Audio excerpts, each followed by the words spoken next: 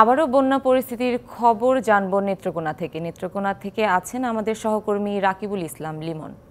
লিমন, এখন কি বৃষ্টি হচ্ছে কিনা আর কি পরিস্থিতি দেখছেন, বিস্তারিত জানাবেন। সুনন্দা, অব্যাহত ভারী বর্ষণ এবং উজান থেকে নেমে আসা পাহাড়ি ডলে ইতিমধ্যে নেত্রকোনার প্রধান নদ নদীর পানি ক্রমাগতভাবে বৃদ্ধি পাচ্ছে। উবদাকালীন নদীর পানি গতকাল রাত্রে 27 সেন্টিমিটার উপর দিয়ে প্রবাহিত হচ্ছিল বিপদসীমার। আমি এই মুহূর্তে রয়েছি নেত্রকোনার বারহাট্টা উপজেলার ফকিরের বাজার এলাকার কংস নদীর তীরবর্তী পানি উন্নয়ন বোর্ডের একটি বাঁধ প্রকল্পের এখানে, যেখানে নদীর পানি উপচে বাঁধ ভেঙে পড়ার উপক্রম হচ্ছে।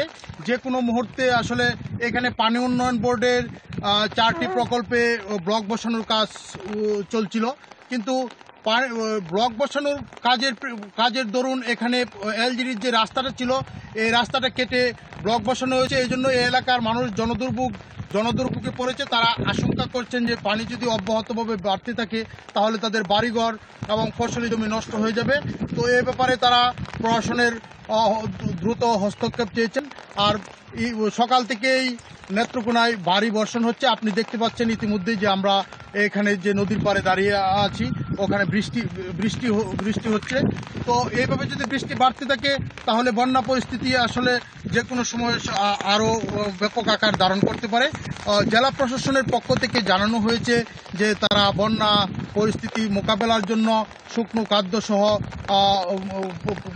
উদ্ধারকারী টিম প্রস্তুত রেখেছে এবং প্রতি উপজেলার ইউনোদেরকে সার্বক্ষণিক মনিটরিং করা হচ্ছে। এবং পানি উন্নয়ন বোর্ড বলছে যে আরও ভারতের বৃষ্টির হওয়ার সম্ভাবনা রয়েছে এবং বাংলাদেশেও বৃষ্টি হওয়ার সম্ভাবনা রয়েছে এবং পানি বাড়তে পারে। তো এখন পর্যন্ত লোকালয়ে পানি প্রবেশের কোনো খবর আমাদের কাছে এই মুহূর্তে নেই। যে হারে বৃষ্টি হচ্ছে তাতে বন্যা পরিস্থিতি বাড়ারই আশঙ্কা করছেন। এই ছিল নেত্রকোনা থেকে বন্যা পরিস্থিতির সর্বশেষ।